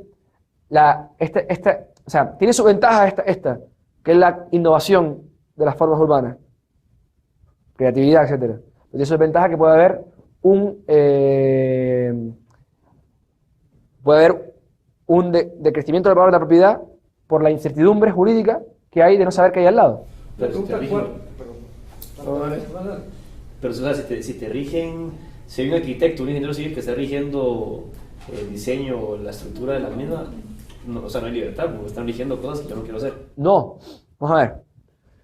En esta de aquí que dices tú que estamos rigiendo lo que se va a hacer, porque en esta de aquí la empresa esta gigante, la opción 1, en realidad tú como empresa gigante siempre vas a tener que tener una especie como de algo que rija la ciudad para todas las utilities, todas las city utilities, todas las infraestructuras generales, aunque después las arrendas o lo que sea, pero tú vas a dejar que se va a planificar de forma espontánea. Va a haber diferentes empresarios que van a comprarte aquí un trozo y van a hacer X, ¿no? Y van a hacer de forma espontánea, va a moverse todo. Que es igual que la de aquí, que la 3, la de oferta de aceptación. Quiero este trozo de ciudad, yo quiero este trozo de ciudad, yo quiero este de aquí, yo quiero este de aquí, y yo quiero este de aquí. Pero la diferencia es que esto no está organizado como una empresa y está así. Esa es la principal diferencia. Aquí son lotes pequeños, que está poco de empresa y aquí está poco de empresa. Claramente, esta opción, en la cual hay libertad de que cada uno vaya haciendo lo que va queriendo, va proponiendo, no hay un planificador central, sino que la empresa pues, han propuesto que esa zona aquí quieren hacer tal, los accionistas votan y dicen que vale. Pero es algo que se va a volver muy exclusivo, ¿no? O sea, sí se va a volver algo que va a ser más caro, que no va a ser accesible para cualquier persona. No, porque tú compras acciones, tú no compras viviendas. Vos compras 10 acciones, inviertes 300 euros. Cada persona podrá comprar acciones en relación a lo que pueda. O sea, comprar acciones telefónicas es accesible para todo el mundo hoy en día. O de Movistar, bueno, de Firmo está lo mismo. O de Endesa. Tú puedes comprar acción, o 2 acciones. Lo que pasa es que los muebles son alquilados todos. Habrá empresas que alquilarán a la empresa matriz edificios enteros para luego alquilárselos a otras personas. Claramente la empresa matriz no va a ser el gran hermano que va a gestionar todo. La empresa matriz lo que va a hacer es después va a los recursos económicos que tiene a arrendárselos a empresas que los exploten. Y esas empresas por eso lo volverán a arrendar a otras o a otras personas. Pero claramente la idea es que sean alquileres baratos además. Pues si son baratos, el coste de la vida será barato. Yo siempre preferiría tener una casa en alquiler pagando poquísimo que comprar una casa y tener una hipoteca altísima y ver que puedo perder la casa porque no pago la hipoteca. El tema es que aquí, en esta forma de normas preestablecidas, claramente va a haber un master plan. Pero que haya reglas no significa que no haya libertad. Es más, sin reglas que protejan la propiedad privada, no puede haber libertad. La diferencia entre un planeamiento impositivo a un planeamiento de tipo contractual es esta, que esto es de la nada, tú estableces las reglas iniciales y quien quiera compra. Contractualmente estás libremente, estás asumiendo esas reglas. Ahora, de repente, cuando llegamos a un plan actual, en que los políticos de repente dicen que aquí va a crecer la ciudad y aquí no, están sobre tu propiedad, influyendo unos terceros, unos políticos, unos técnicos, están haciendo ricos a uno y pobres a otro. Están especulando políticamente con los precios del suelo. Eso no es un planeamiento contractual, es un positivo, un poco positivo. Entonces, las reglas a las normas no implican que no haya libertad, al contrario. Que haya reglas especialmente es lo que haya libertad. O sea, el semáforo, por ejemplo, que todo el mundo dice que no debería haber semáforo, el semáforo es una consecuencia del mercado. La gente se ha dado cuenta que una regla para poder circular más fácilmente es el semáforo. Además, me encanta el semáforo, esto se lo oí un día a Carlos Rodríguez Brown, no sé si ustedes lo han oído una vez. Carlos Rodríguez Brown es un catedrático de economía de la Universidad Autónoma de Madrid, el cual es argentino, lleva muchos años en España. Él siempre decía, el semáforo es una regla fantástica, porque es una regla, como decía don Manuel Ayau, que es aplicada a todo el mundo por igual. Igualdad ante la ley.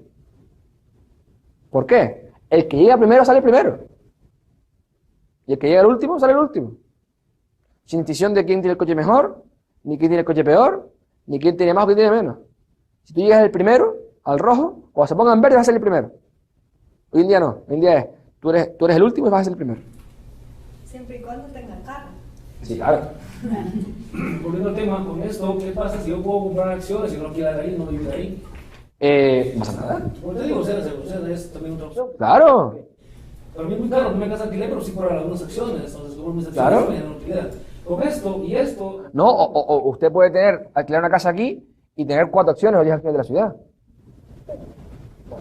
Con esto ya la ciudad libre, eso existe. O sea, cualquiera puede hacer, viene y compra 10, 20 manzanas y decide, bueno, quiero hacer el área comercial, el área deportiva. ¿Será aquí en Guatemala? En España esto no es posible. Existe, sí, existe Guatemala. Bueno, pues. Pero aquí inclusive hay normas que le dicen, bueno, puede hacer el diseño que usted quiera, pero todas son fachaleta roja, techo negro y granito gris. Entonces no es esto.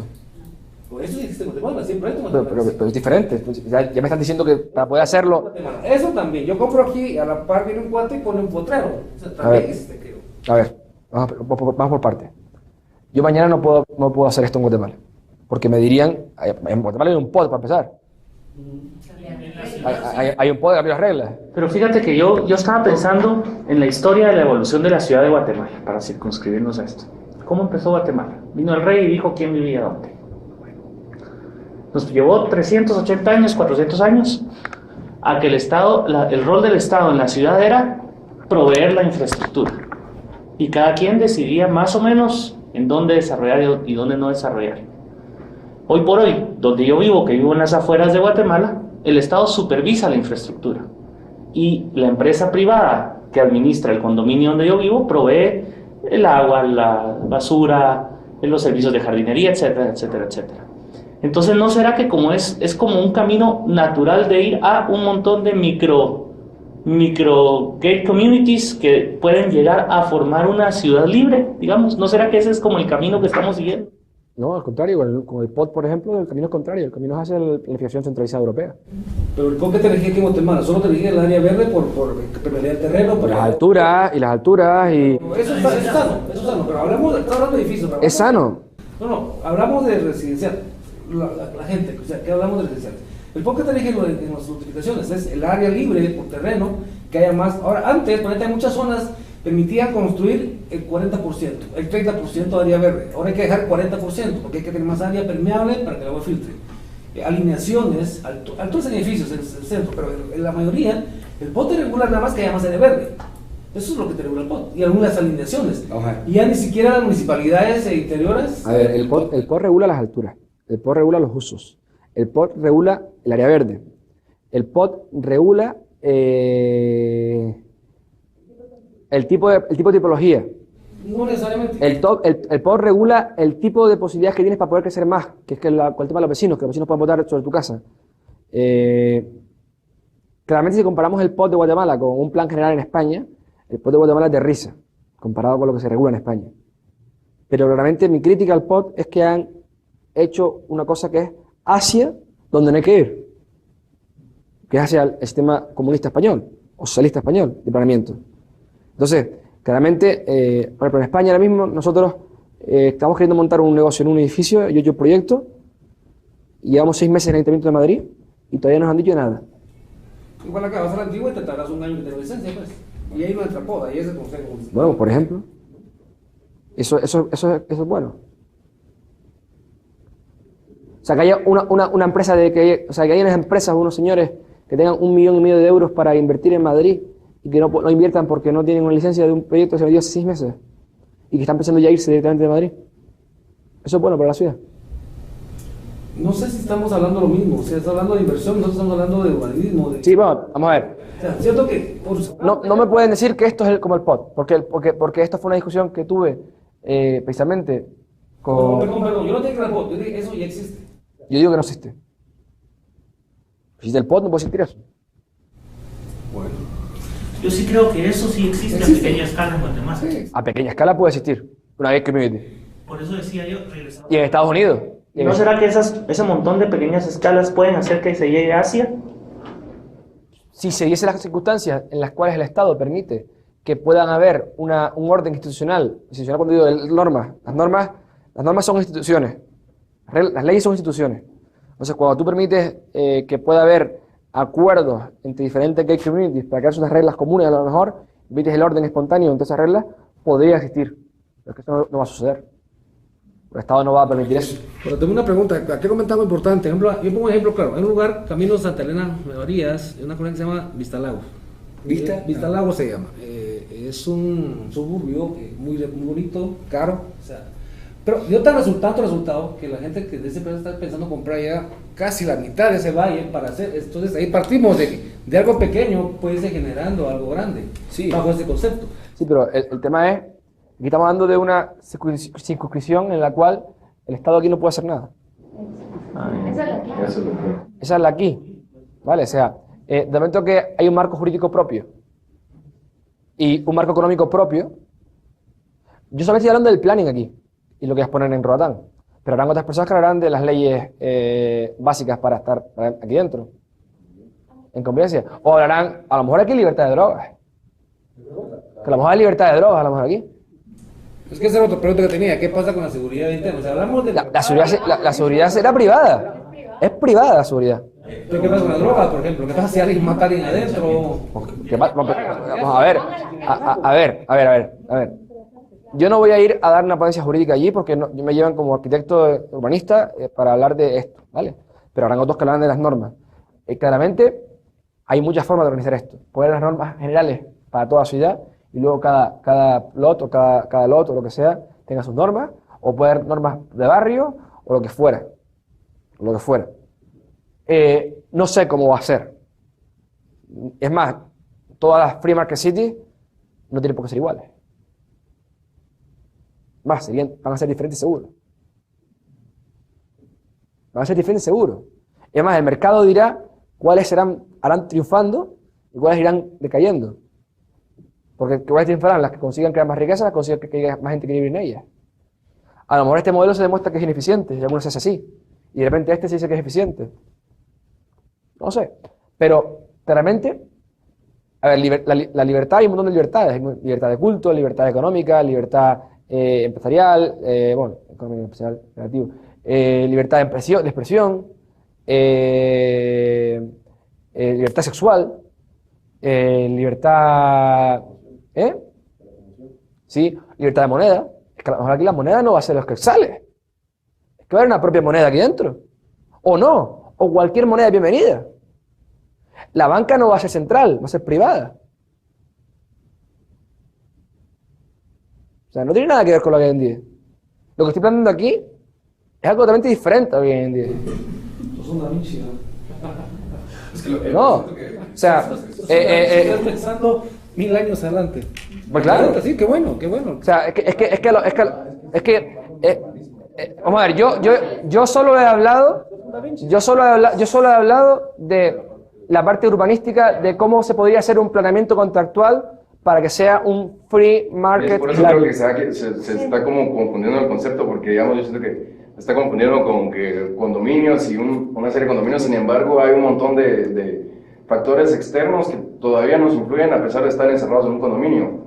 que es todas las leyes del Estado que Es más fácil verlo. Las prohibiciones, la libertad, por ejemplo, el hecho de la gente que quiera fumar en cualquier lado, el Estado lo prohíbe, o sea, uno todavía está en un condominio, pero sale a trabajar a la ciudad y se rige bajo las leyes de la ciudad, todo el ingreso que uno... Y lo que es peor, ese condominio te lo pueden expropiar si quiere el Estado. Sí, como que es más fácil verlo en términos de empresas, si van a haber leyes ahí pro empresa que facilite todo. Claro, o sea, yo repito, yo solo he hablado de posibles reglas para crear una ciudad desde el punto de vista de un free market planning. Un free market planning no significa que no haya planning. Hay planning, pero es contractual. Y la cosa es ver cada una de estas formas, cuáles son sus pros y sus contras. Cuáles son sus pros y sus contras. Y que lo ideal en un planning de ciudad es que, pues, si fuese a decir cuál es el planning ideal, pues mira, un planning que fuera fácilmente cambiable para recolocar usos, de manera que los recursos económicos sean recolocados en cada momento y los usos del suelo se destinen a cada momento para el uso más necesario posible. 2, que no haya tragedia a los comunes, es decir, que todos los recursos económicos tengan propiedad privada y de esa forma puedan ser explotados económicamente y produzcan riqueza, produzcan beneficios empresariales, y entonces que sean capital económico, o sea, sean bienes de capital. 3, que no haya anticommon. Anticommon es cuando hay demasiada división de la propiedad privada, se puso un underuse, o sea, un desuso, se desaprovecha el recurso. Exacto. O sea, commons, anticommons. 4, que ese planeamiento sea lo suficientemente flexible para que nuevas ideas de los arquitectos creativas se puedan llevar a cabo. Y 5, que claramente todas las redes, etcétera, también no se produzca un colapso de la ciudad desde el punto de vista de utilities, o sea, de redes, tanto de saneamiento, fontanería, etcétera, que funcionen. Si se consigue eso, se consigue un plan imperfecto. Pero yo planteo estas 4 opciones porque todas tienen sus pros y sus contras, y seguro hay más opciones. Entonces, yo solo estoy hablando del planning aquí. Pero claro, es que hay otras muchas cosas que no voy a hablar yo y que son muy importantes. La moneda. La moneda, por ejemplo. La realidad es que un dictador o un gobernante, sea democrático o no, puede hacer a un pueblo rico o pobre, pero rico no, pobre en un día, devaluando la moneda. Que hicieron en Argentina. Tú devuelves la moneda y de repente todo el mundo es pobre. Y no puede salir del país. O sea, la moneda, por ejemplo, es una forma de, en realidad, de controlar a la gente por completo. Un dictador, cuando llega al poder, tiene una hoja de ruta, ¿no? La primera de todas es, por supuesto, desarmar al pueblo. Que el pueblo tenga armas. Las armas solo las tiene la policía. A lo mejor esta ciudad hay libertad de armas. Y no creo que se haya la gente pegando tiros por la calle. Lo dudo mucho. La segunda regla es controlar la moneda. De manera que puedas controlar a la gente por completo con la moneda. La tercera es controlar la educación. Que la gente estudie lo que el dictador quiere que estudie. Por eso Fidel Castro tiene prohibido una serie de libros que entran en Cuba. La cuarta. Armas. Libertad de expresión. No hay libertad de expresión. La gente va a estar informada de lo que tú quieres que esté informada. Yo doy por hecho que en una free city no va a haber eso. Ninguna de esas 4 cosas. Y otras muchas cosas más. Libertad de movimiento tampoco puede haberlo en un sitio donde no hay libertad. Entonces, al final, los gobernantes, sean democráticos o no, si van contra esas libertades, lo que están haciendo al final es controlar a la gente, al individuo. Lo que supuestamente incentiva a que alguien entre en una free city es que no existe ese control del individuo, existen oportunidades. Lo cual no significa que no hayan reglas. Reglas hay. Tiene que haber, y hay 3 que son básicas. Propiedad privada, principio de no agresión y libertad de intercambio. Si estas reglas básicas existen, pueden pasar muchas cosas. ¿Qué pasa con el comercio, con el mundo de afuera? O sea, van a haber costos por transacciones ahí. ¿Cómo va la pesita? ¿Cómo exportan? Bueno. Pues eso es una buena pregunta. En el sentido de... a mí se hace cuando la gente dice los cubanos son pobres porque es el bloqueo americano. Mentira. Los cubanos son pobres, o el sistema no funciona en Cuba, porque hay un bloqueo, existe el bloqueo de América, ¿no? O sea, el norteamericano, el de Estados Unidos. Yo siempre he dicho que el bloqueo de Estados Unidos fue un error hacia Cuba, pero no porque los cubanos los hacen más pobres, sino porque le dieron la excusa perfecta al régimen para decir que son pobres por culpa de ellos. Cuba comercia con todo el mundo. Cuba comercia con todo el mundo menos con Estados Unidos. Es la realidad. Entonces, cuando se hizo el bloqueo, que se le dio la excusa perfecta a estos señores, para decir, no funciona porque no podemos comerciar con ellos. Usted comercia con todo lo que quiera. Entonces, ¿qué pasará? Pues habrán, pues no sé, habrá a lo mejor países que no quieran negociar con nosotros. Pero mira, todo el mundo quiere tener cuentas en Suiza. ¿Por qué será? ¿Qué tipo de incentivos podrían plantearle? Plata. Lo que comentaba antes, esto aquí de ustedes no produce nada. Son pobres ustedes ahora mismo. Damos X millones de euros o dólares al año, ustedes nos dan un charter. Tenemos esta isla. O sea, que el plan sería el plan matriz y abrirlo a inversionistas. Es más, mi plan sería, si yo fuese estrategia geopolítica, es que se empiecen a generar estas free cities, y eran generadas y funcionando, a los 50 años, pues a lo mejor la concesión es 50 años, tienes montado un tinglado ahí, que a ver quién se mete ahí, a quién te la quita, te autoindependiza. Prácticamente es la conceptualización, y aquí está, ¿sabes? Lo que haría, digamos, el desarrollador, digamos, crear la ciudad en sí y abrirla a inversionistas. Claro. En todas las opciones estás abriendo la posibilidad de inversionistas, en todas. Pero la idea al final es que en realidad al final o sea, hay un concepto que lo habla Paul Romer, no sé si lo han visto alguna vez, que es Charter City. A mí no me gusta el concepto de Charter City porque estás pidiendo un charter del Estado. Charter es un permiso. Me gusta hablar del concepto de Free Market City, es decir, el Estado aquí no pinta nada. Pero para conseguir una Free Market City, pues necesitas poner un charter. Como que masa crítica debiese tener esa ciudad para funcionar, digamos. Hombre, hay cuantas cosas que son fundamentales para que la ciudad sea realmente independiente. La energía, la seguridad. Seguridad de cara a que puedan venir invasores a tu ciudad. O sea, nadie entra por tierra en Estados Unidos o por aire porque en Estados Unidos, ¿cómo explicar esto? Porque Estados Unidos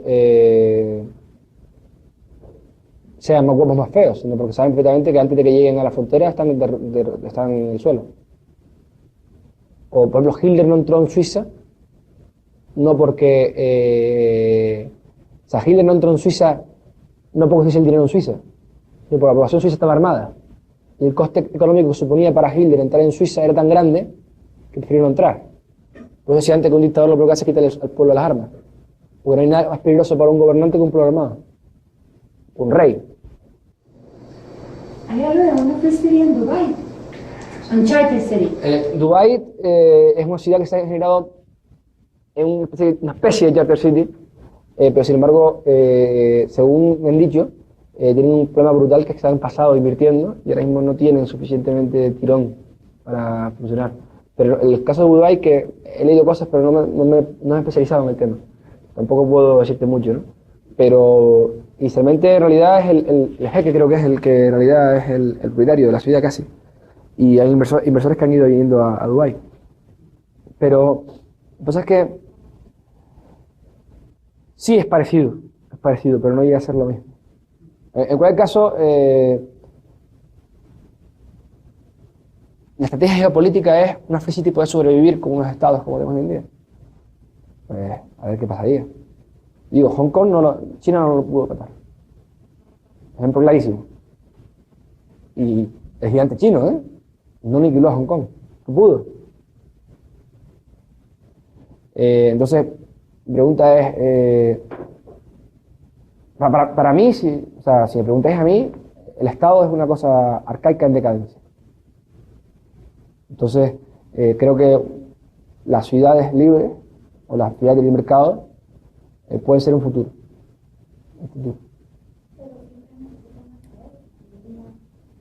Bueno, pero esas instituciones que decíamos, esas normas, esas leyes, instituciones, pueden ser creadas de forma contractual. Eso lo explica muy bien Elinor Ostrom, que fue el Premio Nobel de Economía en 2009, que no es austriaca, pero importante, y es austriaca, y Patrick Choi sobre todo, explica claramente cómo los órdenes institucionales a diferentes escalas complejas se van formando y pueden formarse y funcionar perfectamente. O sea, se puede ir generando un orden de reglas y de normas, una network que va evolucionando. Sin necesidad de alguien manejándolo. Exacto, exacto. Sin necesidad de alguien manejándolo. Exacto. Puede perfectamente pasar eso. Sin ningún tipo de problema. En cualquier caso, yo repito, la ciudad claramente ha sido el lugar donde se ha creado riqueza en los últimos 50 años, los últimos 100 años. Pero creo que se ha creado menos riqueza de la que se podría crear. De la que se podría crear. Y la culpa es del Estado. Los estados impiden que las ciudades puedan desarrollarse. Pero no entiendo, pero póngamelo a nivel empresa. Si una empresa no tendría un gerente general, ni gerentes o departamentos. En este ejemplo, desde luego que habría una empresa en esta empresa claramente habría una empresa con accionistas, mayoritarios o no. En este ejemplo, en estos no. Aquí estaríamos hablando de diferentes organizaciones en las cuales se van generando networks, se van creando instituciones, leyes.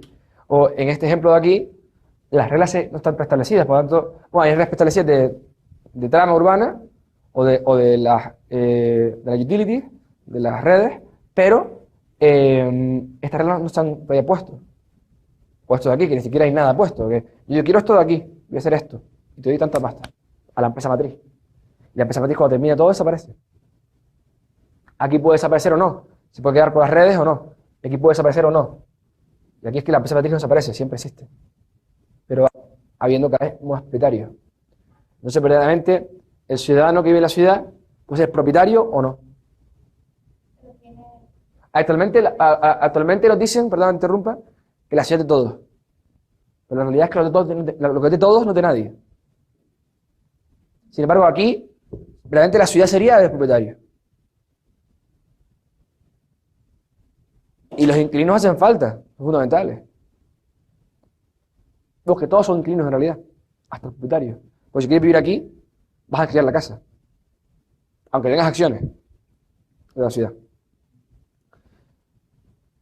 Entonces, la realidad es que todos los bienes públicos de la ciudad, todas las utilities, todas las redes de la ciudad actualmente, son de dominio público. Aquí en Guatemala hay sitios donde los bienes son privados. Hay communities donde las redes son privadas, cierto. Pero no hay en España, por ejemplo, así. Entonces todo es público. Entonces todos estos bienes económicos, autopistas, carreteras, calles, etcétera, son recursos económicos que no están siendo utilizados económicamente. Están pusiendo tejidos comunes, es decir, no hay precios de mercado, por lo tanto todo el mundo va a usar el recurso, se va a madurar, se va a gastar y no va a producir nada además.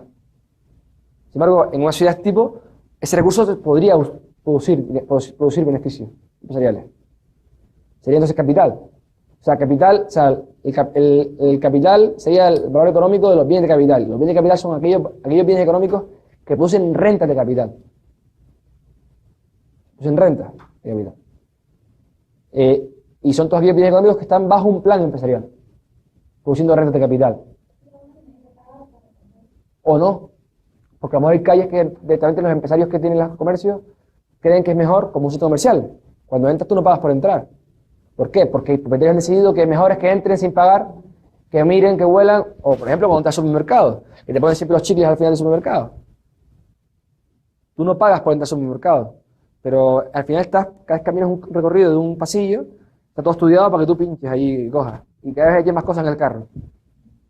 Pues cuando un centro comercial no se paga, y se pasa por ahí, precisamente porque vaya a un paseo al centro comercial y al final siempre compras un helado o compras algo. Pues hay calles que sean directamente todo comercios a lo mejor, una zona comercial que decide que no haya que pagar nada. O de repente hay una arteria importante de la ciudad, pero hay que pagar porque se va a regular el tráfico de esa forma. Que quiere ir más rápido, tener que pagar, y quiere ir más lento, pues ir a otras carreteras secundarias. Yo no sé. Digamos que, por ejemplo, hacemos una free city en Guatemala y entran 100 narcotraficantes que les interesa estar fuera del esquema legal del país Guatemala. ¿Cómo proteges de que no entren? Porque tienen la plata para comprar la acción de la ciudad, digamos.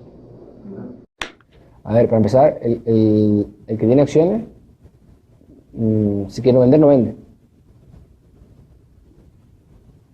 Ese es el gran argumento que siempre hay sobre, bueno, es que a lo mejor hay una empresa que se dedica a comprar suelo para protegerlo, porque creen no en el medio ambiente, sino creen en la protección de los bosques, etcétera, ¿no? Y que sean intocables los bosques, se puedan cortar árboles para volver a plantar, para que sea un recurso. Creen eso. Y a lo mejor, y bueno, pues entonces puede venir un millonario a comprar eso y tirar todos los árboles, sí, pero la realidad es que no lo van a vender porque su fin es protegerlo. Entonces, si de repente unos señores empiezan a comprar acciones de la empresa, este modelo, estos modelos son diferentes, empiezan a comprar todas las acciones de la empresa, etcétera, para instaurar las drogas, o como las drogas como tal, realmente la gente que ha vendido puede querer vender. Y a lo mejor esa ciudad entraría en decadencia, a lo mejor, y tiras a otra free city. O no, es que de repente hay una ciudad, una free city, en la cual funciona y hay drogas por medio. O sea, yo totalmente en contra de las drogas, totalmente en contra. O sea, creo que la droga es uno de los problemas del mundo. En el mundo de aquí, donde estamos ahora mismo, es un problema porque el mundo de allá lo tiene prohibido y hace que los narcos sean los que manejan el país y sean y hay un montón de gente muriendo anualmente o diariamente por culpa de eso. Y allí, porque aunque esté prohibido, la gente que se droga no se muere, no. Son personas que tienen grandes problemas. Grandes problemas. O sea, la droga claramente es mala. Pero realmente yo creo que hay que legalizarla. Es fundamental legalizarla. Porque es la única forma de que aquí no muera gente como está muriendo.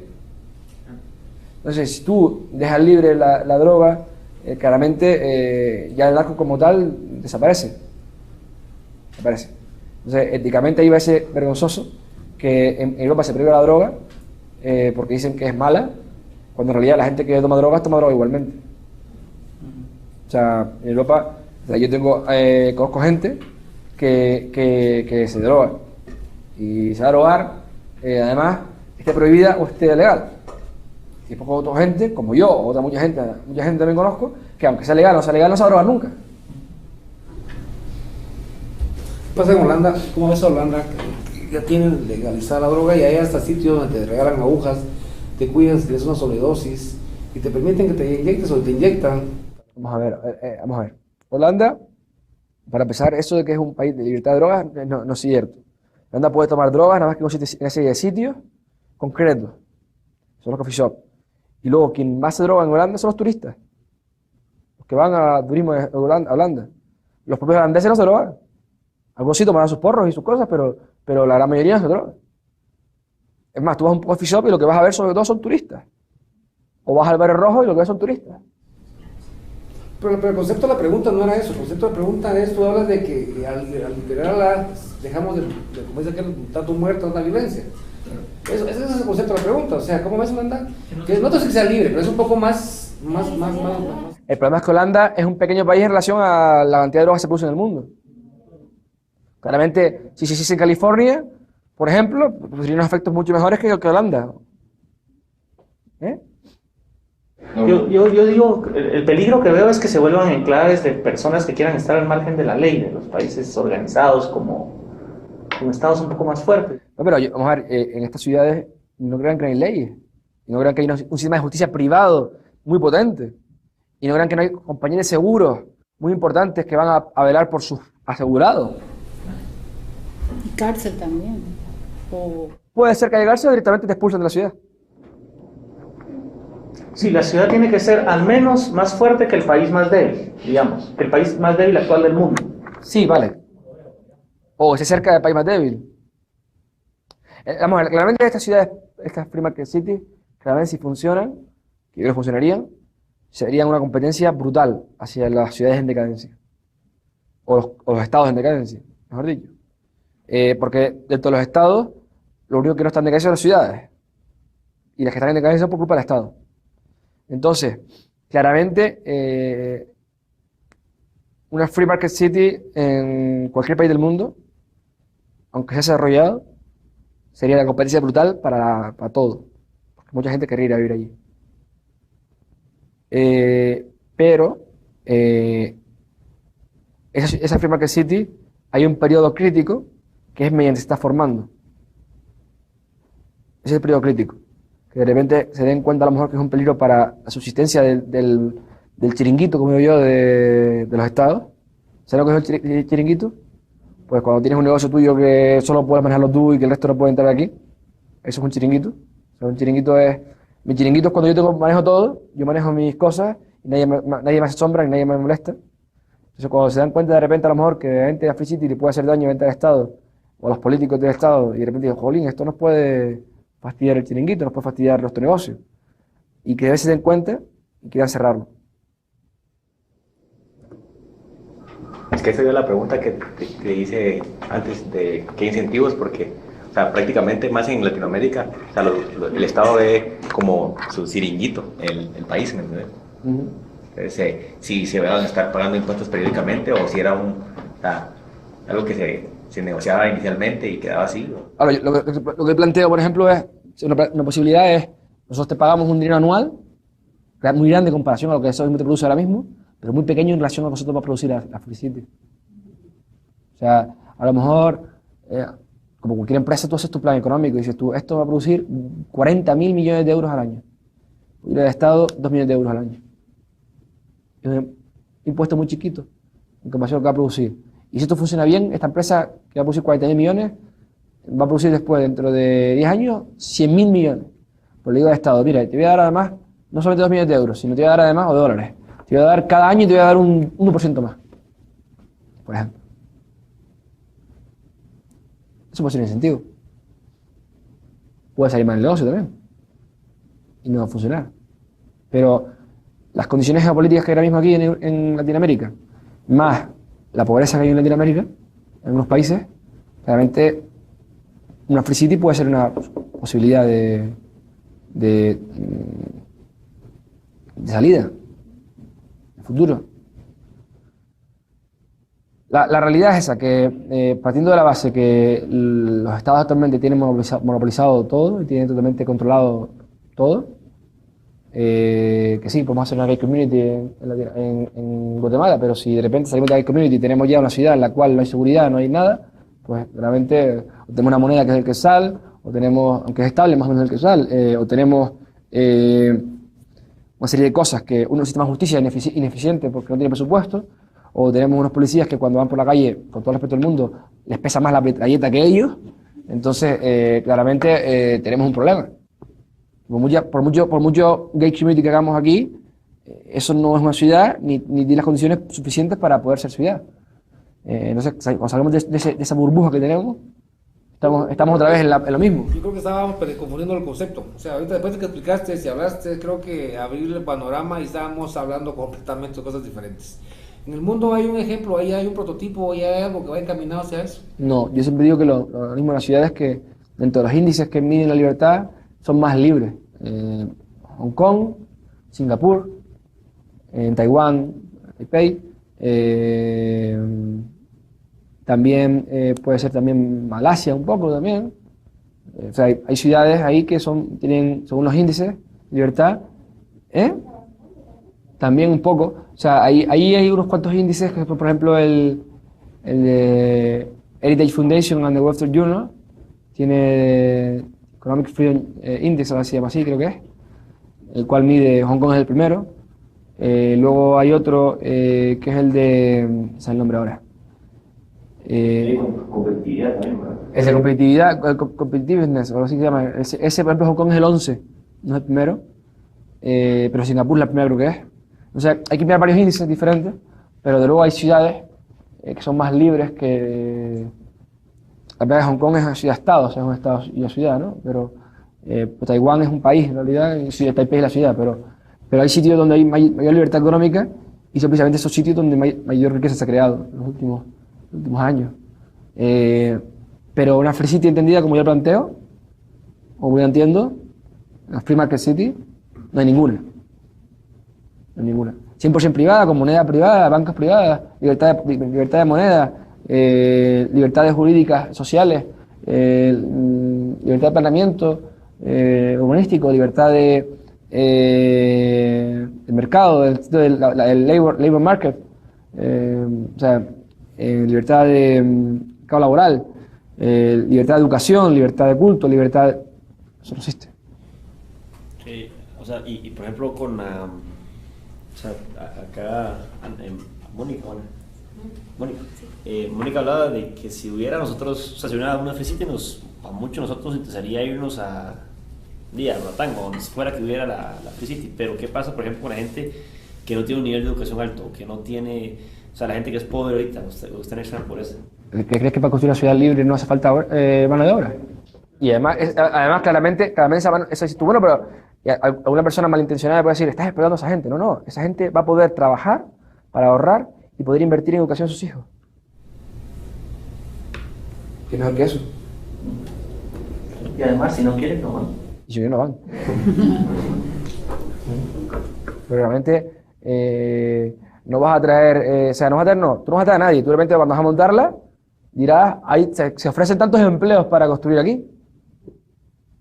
Y gente del campo pues irá como loca ahí a trabajar de mano de obra. Y además te vamos a dar una vivienda. O vas a poder alquilar una vivienda barata. Hombre, o sea, esa gente que está ahora mismo en la pobreza, que decíamos antes, no come, no duerme, no es un techo y no tiene ropa, yo creo que se irían seguros. Y si, bueno, ¿por qué no hacerle a esa gente de infraestructura?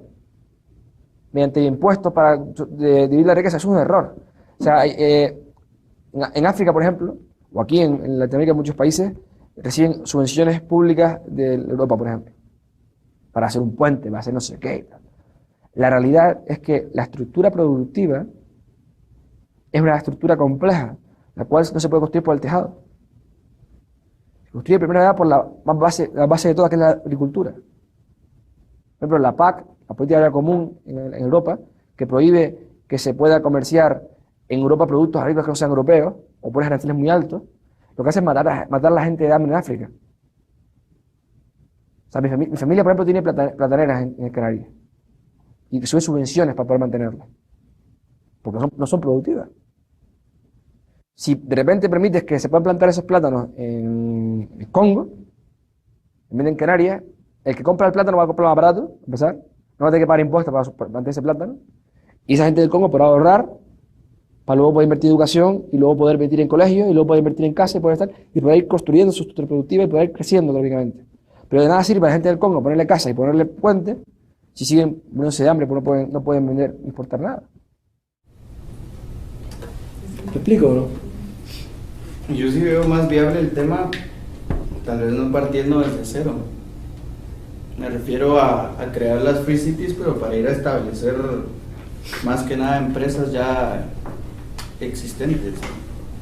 Ahí pueden haber, o sea, toda esa gente que invierte ahí son empresas existentes. La Free City como el tema de, bueno, me voy a ir a vivir ahí, voy a empezar de cero y empezamos a comerciar entre nosotros y cómo va surgiendo todo, sino más el hecho de liberalizar lo actual en relación a impuestos, a flexibilidad laboral, a la flexibilidad que cualquier empresa necesita para poder operar eficientemente y obviamente la apertura comercial, ¿verdad? A ver, no sé si estás planteando la posibilidad de que ciudades actuales puedan convertirse en Free City.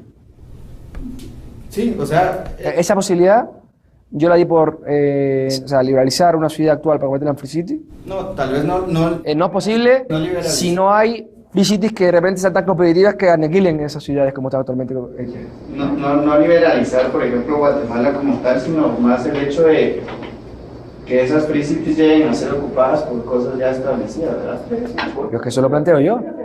Es que, vamos a ver, cuando yo digo que recibo aquí inversores, son inversores de empresas preestablecidas. Cuando yo recibo aquí que recibo inversores, son empresarios que vendrán aquí a invertir. Aquí lo mismo y allí lo mismo. Claro, no, es que no me refiero a eso, sino que tal vez no es esquematizar eso como un condominio y que individuales como nosotros vamos a llegar a habitar ahí, sino más que nada, primero empresas y luego individuales, porque obviamente al lograr el crecimiento de esas empresas van a llegar individuales que van a llegar a trabajar en esas empresas. Sí, claro. Tal vez Vamos a ver, ¿se puede dar tanto el caso de empresas que actualmente existen en el mundo que vayan a invertir en esa ciudad? ¿O empresas nuevas que se creen en esa ciudad? O gente nueva que llega allí sin nada y monta su empresa y crece.